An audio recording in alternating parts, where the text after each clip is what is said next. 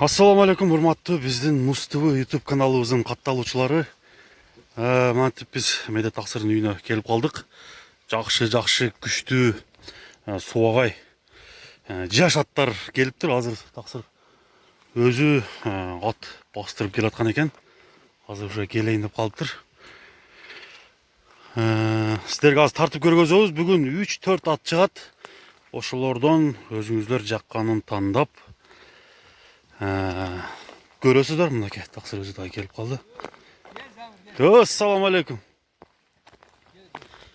Номер 11 дейт. Кандай секе каспы? Жақсыдан. Каяктарда жүрөсүз?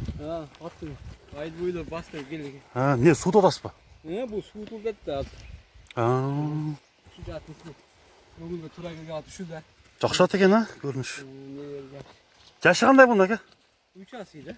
3 асыбы? 6 жаш. Суытып бастырып келген. Азыр байлап туруп немелерди баштайлы экен. Мынакей достор. Азыр аттарды көрөсүздөр.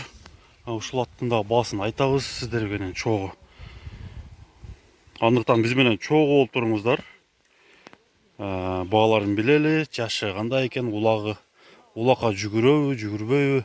Ошол боюнча баарын сурайбыз, анча-мынча суроолор болсо беребиз. Ал кийинки сюжетте чыгат достор. Андыктан биз менен чогуу болуңуздар. Өзгөн Красный Маяк айылы 21 сентябрь 2019 жыл.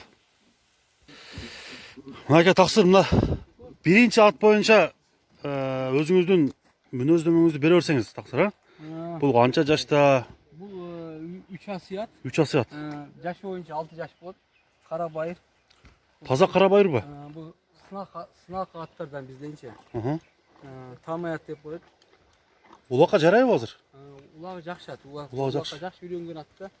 Эми кара байырлар ушулар да негизиче кара байыр деп чоңдойдо кара байыр дей беребиз. Эми бар арындашып келип өзү негизи келген ушулар кара байыр да, булар жакшы үйрөнгөн жылкы улаккача. Бары такшалып бүткөндө бул атты өз не алдык. Биз өзү билип жүргөн жер. Акчасын жөндөлө койдук буну. Акчасын жөндөлө койдуңуз. Жөндөлө койдук. Буну 120 миңге койдук. Өтө жөндөлө болуп тур. Кеми бар. Кеми бар экен. Айып жок беш жеринде?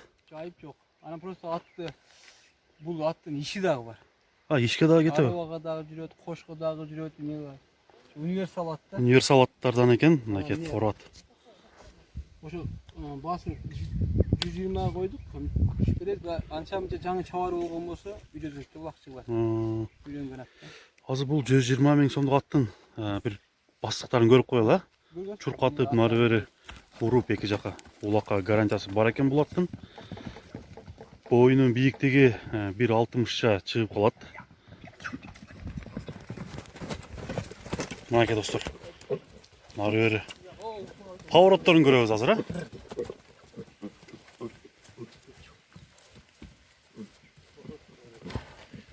Жакшы ат экен. Куйругун көтөрүп жүгүрөт экен, бул. Жакшы ат. Просто ат дагы арыгыраак нерсени жашачы, көп иштетип коюшкан. Эми азыр жемдеп мине берсе болот да, улакка. Азыр бул жемде турабы же курукталбы? Бул эми курук болупту да. Азыр эми ушул эти менен минип жем берип, минип жүрө берсе болот. Эми азыр улактар жакындап калды да. Азыр ушуну тапта улакка чапса болобу? Болот, чапса болот. Суутпайлы же уже сууган малбы уже? Эми конечно таң ашырып миниш керек. Таң ашырып, Мына жака узундан бир алыска дальныйга чапып көрчү.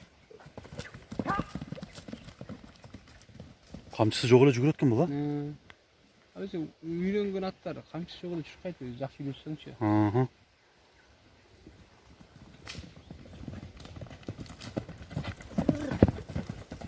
Мынакей достор. 120 миң сом, 6 жаш, 3 асый. Өтө баасы жөндүү коюлуп тур. Дагы кеми бар достор. Андыктан биз азыр көкүрөктөрүн, буттарын сиздерге жанынан көрүп аткандай кылып тартып көргөзүп коелу. Такага турушу жакшы беле? Жакшы, аябай адамга жакын экен. Такага турушу жакшы экен. Андыктан Медет Таксырдын номерине чаласыздар. Эгерде бул ат жабып калган болсо, аттын баасын дагы кемитип алып кетсеңиздер болот. Красный Маяк айылы Медет Тақсырдың номерін мен бір қайталап қояйын. 0777 43 05 60 же болбосо WhatsApp номері 0708 032 538. Бұл бірінші номердегі атты сіздерге көргөздік азыр. Екінші номердегі атты азыр тартып көргөзөбүз. Жакшы аттар чыгат, азыр көрөсүздөр. Мынакей туғандар, биздин Муз ТВ YouTube каналыбыздын атталуучулары сіздерге көргөзүп жатқан бұл екінші номердегі атты Медет Тақсырдың өзүнөн сурайлы, канча жашта, каяктан келген. Бұл жаш ат көрүнөт. Тақсыр, бұл жашы кандай бунун? Бул 3 жаш болду. Ошондо бышты ба? Бышты. Бул эми Жаңасы кат элек. жок, бул эмне улоо келгенде. Улоого келген ол эмнеде Улоо кандай? деген эмне минги болу элек болчу. Биз кече минип үйрөттүк. Эми үйрөнүп эмне болуп баштады. Ал Кече миндик биринчи жолучу. биринчи жол минилчүбү кече? Биринчи жол миниши, бирок эгер токуп кеңири мингизди. Жакшы булар. Өзү сырттан келген мына чистокрон аралашкан, таза кандуу аралашкандар булар адамга жакын болот да. Бул не деген порода? Башкача пародадай көрүнүп турат. Бул Владимирский менен ошо нелердин аралашып калгандар да. Донецкий дагы бар арасында. Бирок аябай жеңил. Мынакей аралаш дейт. Боюнун бийиктиги канча чыгат? Тақсыр ушу? Бою 1.70 чыгат. 1.70 чыгабы? Өлчөп көрдүңүз, а? Ölçüp koyduk 1.72 çıktı. 1.70'ler aytkan. Turu götürdüm. Araganda metre tura gelip kaldı. Negide eseplep gelgende 1.72 çıktı da. Эсептеп келгенде. Buna kolkadan çıkıyor. Ошондо метр менен жерден түз чыктыбы же жабышып чыктыбы? Yerden tuz çıktı. Жерден түз, а? Egede çavuşturup koysa 5 santimetre uroo emes. 5 сантиметр. Көтөрүлүп калат. Мынакей достор, бул бийик жылкы экен. Мына карап өзүңүздөр деле баамдап турсаңыздар керек. Бышты экен жашы боюнча. Кече биринчи жолу минилиптир, ошон үчүн бүгүн мингизбей эле жетелеп көргөзүп атабыз. Мына бутунун узундугу, өзүнүн бийиктиги дагы бул жерден байкалып турат. Туягы жеңил да. Мүшөсү аябай жакшы мунчу. Күлүккө чапса дагы болот а буну, а? Күлүккө билбейм, биздин улакка жакшы болот да. Улакка жакшы болот дейсизби? Күлүккө сен ордук кылып койдуларчы. Күлүккө деген жеңил аттар үч каяга. Дагы жок, несе кушту аябай жакшы экен. Адамга жакын жаныбар. Ушу чоң быштынын баасын канча дедиңиз эми, Тақсыр? Баасын 200гө койдук. 200 миң сомго койдуңуз. Кеми бар. Бирок шөй. 200 миң сом кеми бар экен. Буту колу өтө таза. Мындай жаш атты алып туруп тарбияласаңыздар дагы өзү негизи жакшы. Мына көрүп туруп баа бериңиздер. 200 миң сом дептир.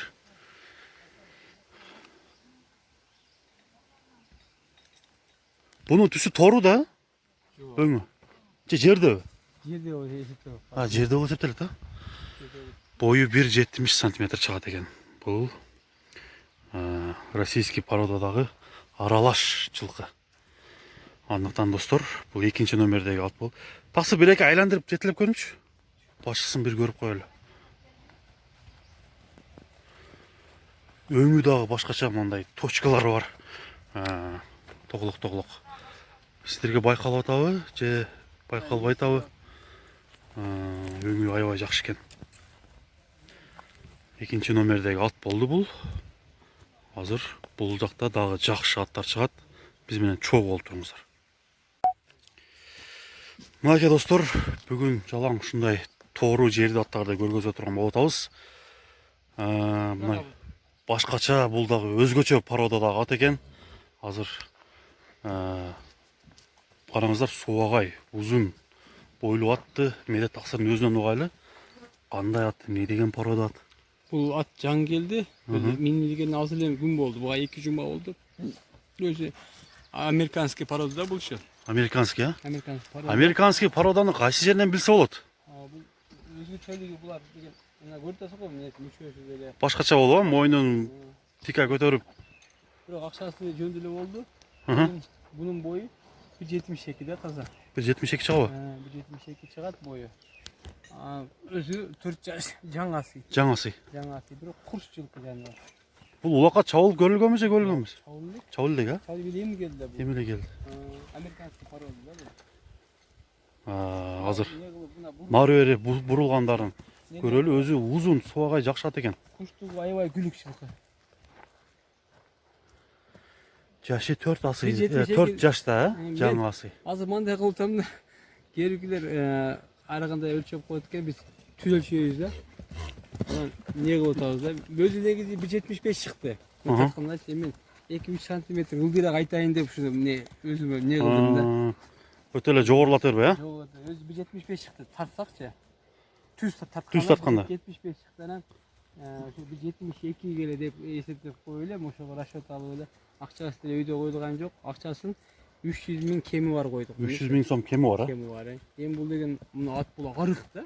Бул дагы арык болот. Ошондо доллар менен айтканда 4,5 миң долларга жакындап калат экен, грубо айткандачы. Грубо 4,5 доллар болуп калат. Бул таксы буну байгеге чыга турган аттай көрүнүп атат, буту колу узун, Бул эми бул байгеге чабып элек бул ат бизге келип үйрөтүлдү. Ошону жакшы үйрөтсө болчудай го дейм да. Ооба болот да. Эмнесин карасаңар, буту колу узундугу. Узундугу. Буну мындай багып туруп семиртип койсо дагы чоңоёт бул, Бул чоң көрүнүп калат. эгерде бул толгон болсо эле этинен дагы неси рост көтөрүлөт да. Эт байлагандачы. Росту да көтөрүлөт. Эми бул азыр орто эт деп койсо турат. Бул кеберкилери тура түшүнөт, көргөп эмне кылат. Бул башка порода да бул. Бирок күлүктүгү аябай күлүкчү. Анан куштугу дагы атка барышы дагы жүрөгү тоо да. Жүрөгү тоо. Азыр чапсак жүгүрөбү жүрбөйбү? Бул чапса жүгүрөт. Бир-эки чаптырып койбойсуңбу? Бул же кыскалып калат да. Кое берип көрчү бири.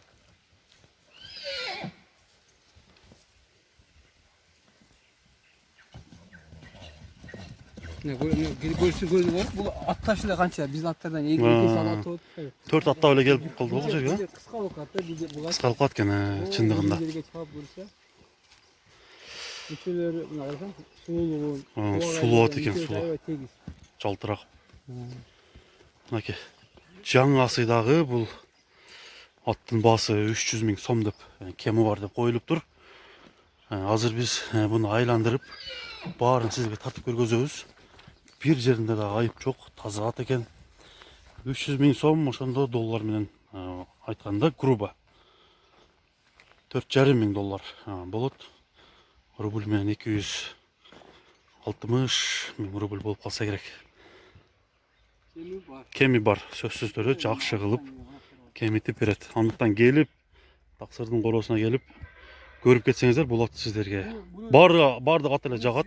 Негизги нерсеси мына негизи казыктарын, буттарын карасаңар, мына өзүнүн ичке көрүнгөнүнөн казыктуу да, буттары жоон. Жоон экен, жакшы да. Туягы дагы Ооба. чоң экен. Жоон анан ошонусуна карап мен жактырып алдым да бул аттычы. Бирөөгө жакшы ат болуп турат. Жаш да бул 4 жаш. 4 жаш ооба. Бул дагы жоонорот. Дагы жоонорот, Чоңойбой эле койсун, жоонорот бергенде деле чаканат. Мына достор, андыктан чалыңыздар. Жанагы эле номерлер, таксырдын номери. Же болбосо Красный Маяк айылына келип, ушул аттардын баарын көрүп кетсеңиздер болот. Кыскасы аябай жакшы, сыны бар, сыпаты бар. Басыгы жакшы аттар келиптир. Азыр баарын чекеден тартып сиздерге көргөзөбүз. Бул 3-чү номердеги ат болду. Биз көкүрөгүн бир тартып коелу.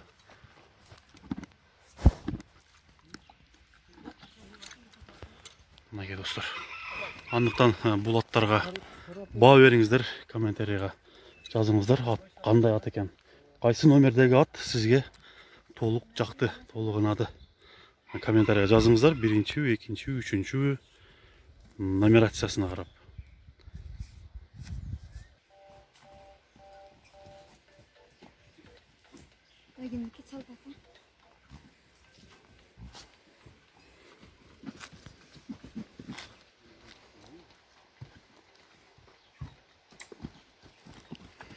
Ушул атты без комментарий тартып коеюн.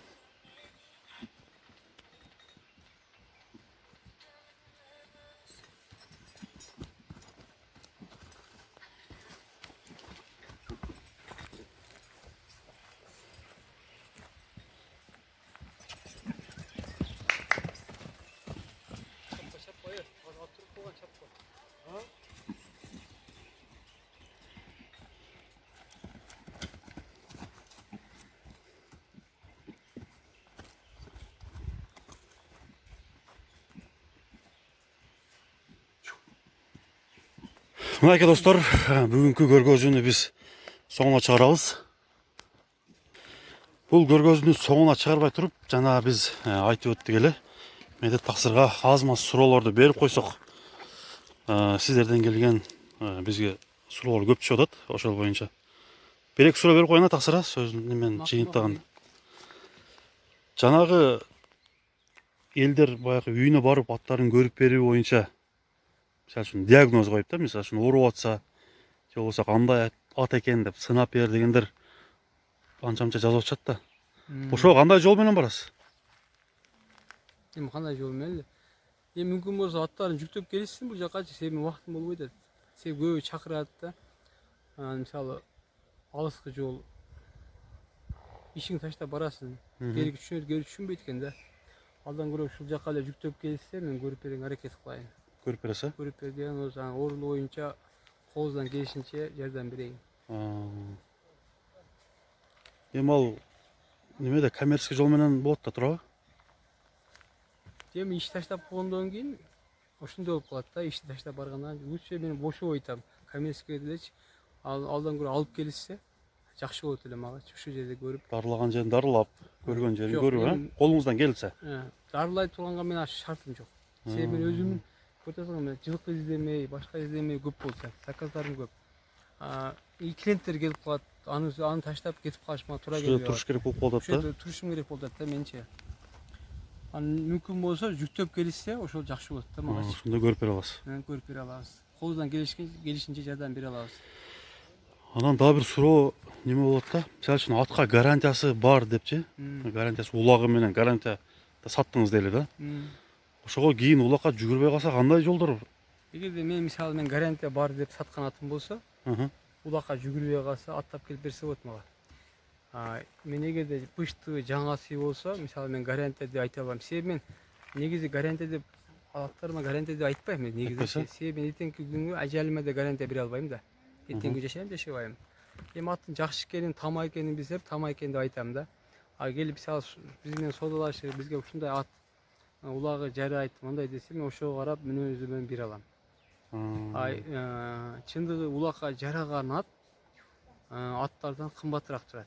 Себеби үйрөтүлгөн нерсе да. Аны бизде алган адамдан дагы анын минети бар.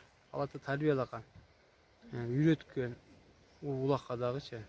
Анан ошол жактары бар. Анан кээ-биркилер айтып атпайбы, базарда мынанча экен деп. Эгерде туура келсе базарда аласың, биздики туура келсе бизден аласың. Биз аны менен зордоп. Өзүнүн эркиден, алармандын. Базарда мынанча эле, анан бул жакта мынанча эле дейт.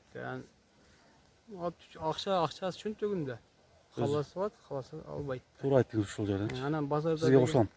Анан базарда мага ат алып бергиле деп звоноктор аябай көп болуп атат да. Мен ошол боюнча да айтып кеттим. Базардан ат алып бергиле, карап бериң деген. Деп атат, базардан карап бериң да. Базарда деп баардык атты мен майыптап айта албайм. Жакшы жаман түшүп калат экен да. Түшүп калганда базарда мындай сене болуп калат да. Майып ат менен жакшы аттын сенасин бирдей коюп коюп атат. Себеп көп адам жакшы атты берет, мисалы жем түшкөндө, или суу түшкөндө, или доңуз бар, ушундай оорулар бар да. Ушуну билбеген көпчүлүгүбүз билбейт экенбиз да. Анан баягы жерден базарга түшпөгөн себеби мен баягы адам мага ишенип келгенден кийин мен таза ат алып беришим керек да. Ооба. Анан мен баягы атты саткан адамдар менен туура эмес пикирде келип калдыбыз да. Ошон үчүн мен базарга түшүп жылкы алып бергенден отказ кылдым. Өзүмкү болсо өзүм карап көрүп мүмкүн болушунча тазасын алып сатканга аракет кылдым. Тазасын, ооба. Себеп канча деген аттар саттык, эми Аллага шүгүр баары жакшы эле. Эми дагы ушундай эле болсун дейм да. Эми билесиңер да, бул жерде деген бир адам жаман сөз жазган болсо, 10 адам кошумча болуп турат комментарийде делечи. Мен өзүм комментарийни окубайм өзүмчө. Окубайсызбы? Жок, окубайм. Убактыңызды коротпойсуз окууга? Убактым дагы жок. Убакыт дагы жок. Себеби мен мына WhatsAppка мен моментально жооп бере албай атам. Күнүнө 1,5-2 миңден WhatsApp келип турат. Анан телефондорго. Анан өзүм да чарчап калам кедечи. Өзүм да ушу негизи аз не бар, эми Алланын сыносу бар. Сахарын диабеттемин да. Анан тез укташым керек, уктабай калсам кыйналам да. Анан кээде жооп берип калам, кээде жооп бере албай калам көбүнөчү. Кээде кечкисин күн ысып кетсе или какой-то бир переживать этип калсам, Ушу көтөрөт да сакарчы. Ошол моментте мен жепир алып атам телефонду дагычы. Себеби өзүм менен болуп калсам да. Дарыланып атасызбы? Дарыланып деле аткан жокпуз. Аллага салганбыз. Алла шифасын берсин. Алла кайсы уюн жараткан, кайсы күнү ошо тагдыр жазган болсо күнү бар нерсе насип этет да бизге. Ошон үчүн да мен моментально жооп бере албай калдым. Ошон үчүн кээ биргилер жолдо болуп калам или машинадачы жолдо кел айтып жооп бере албай калам. Аларга туура түшүндүрүүгө аракет кылам.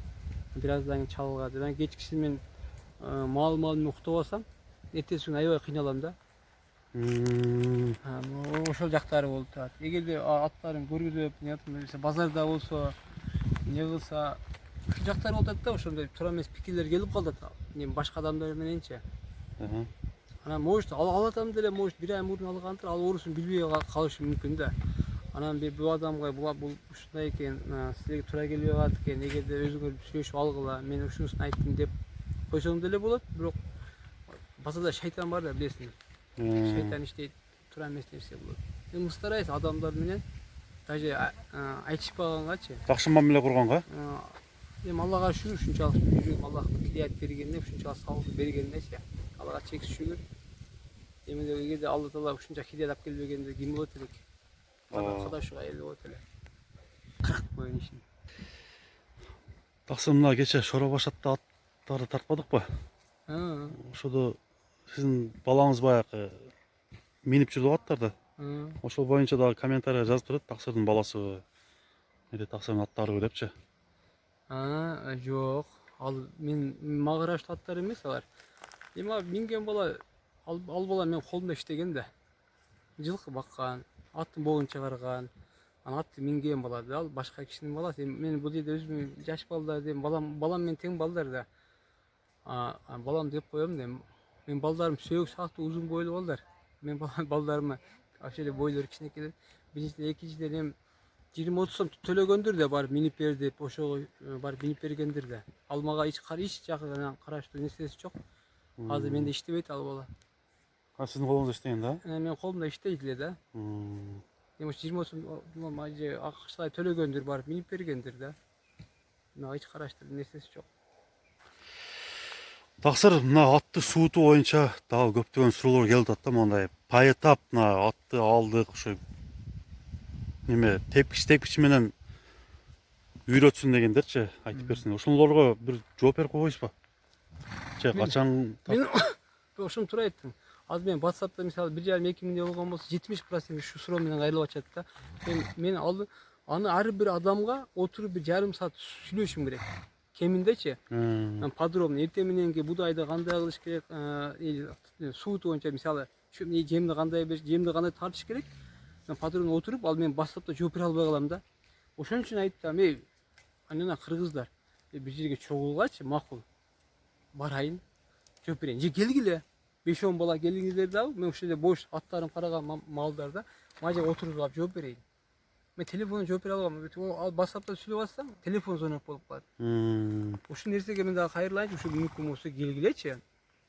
Толук маалымат бересиз, Маалымат. Или болбосо ошо бир жерге чогулгула, убакыт саатты коелу, кечкисин только мен кечкисин бошойм. Ошол малга барайын. Подробно айтып берейин.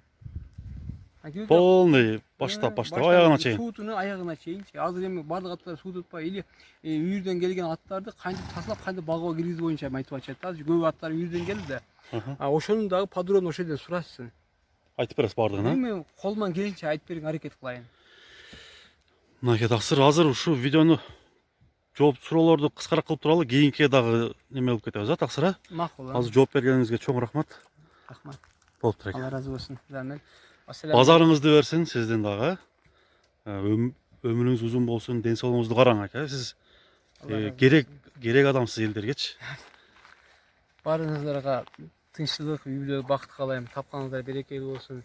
Бар дайым үйүңүздө жамандык нерсе болбосун. Иншалла баардыгыбыз тойлордо жакшы нерсе жолуккан Аллахым насип кылсын. Баарыңыздар тынч болуңуздар. Ассаламу алейкум рахматуллахи баракату. Рахмат Таксыр. Мынакей достор, бүгүнкү көргөзүүнүн соңуна чыгарабыз. Саламатта калыңыздар.